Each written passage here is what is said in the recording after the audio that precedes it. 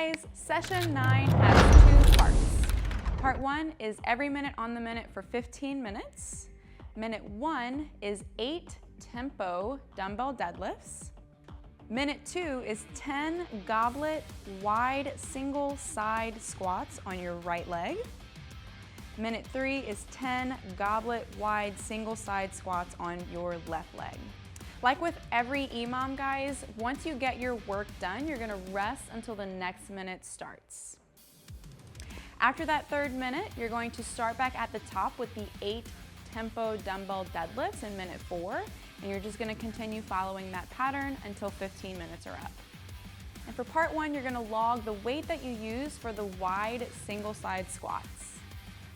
Now, after you guys are done with part 1, you're gonna rest for 2 minutes before starting part 2, which is as many rounds and reps as possible in 4 minutes of 5 quarter get-ups on your right side, 5 quarter get-ups on your left, and then 10 bicycle crunches with a 2-count hold.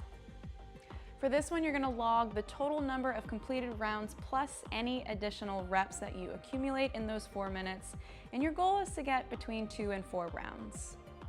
All right, guys, so for those tempo deadlifts, make sure that you're choosing a weight that allows for you to follow the tempo and also get those 8 reps done unbroken so that you have about 10 to 12 seconds to rest before the next minute starts. Now, one thing that's gonna be really important while you're doing those deadlifts is that you keep the deadlifts in line with your legs, and that's gonna require you to push back with your shoulders and upper back.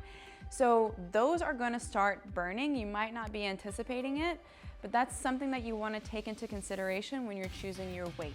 Another factor that comes into play because you're holding the dumbbells for so long is your grip. So just keep that in mind. If you need to, stretch out your forearms while you're resting in between the rounds, and just do your best to hang on. All right, guys, so the wide single side squats are a little bit awkward.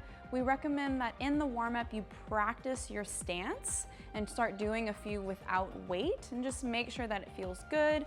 A lot of people tend to not step wide enough. So if you find that you're having trouble getting your hips in line with your knees or slightly below your knees, then you might need to widen up your stance a little bit or even turn your toes out some.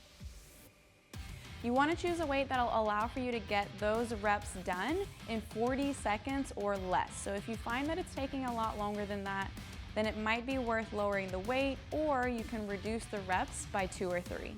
All right, guys, so for part 2, you're only working with 4 minutes, so you want to make sure that you choose a weight for the quarter get-ups that allows you to get those 5 reps done unbroken on both arms. And while you're doing the quarter get-ups, remember, it's not a straightforward sit-up.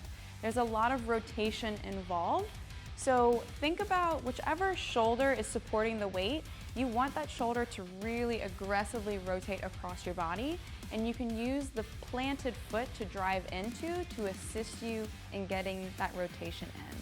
Another thing that helps is to never take your eye off of the weight. Whatever you're holding onto, keep your eye on it. That'll help to make sure that your shoulder stays in a strong and safe position. Now, those bicycle crunches are gonna burn, guys. It's basically a secret 20-second hollow body hold if you do it correctly. So if you find that it's really just too tough to get those 10 reps in, you can reduce the hold to maybe just 1 second, a brief pause, or just do regular bicycle crunches where you rotate quickly from side to side.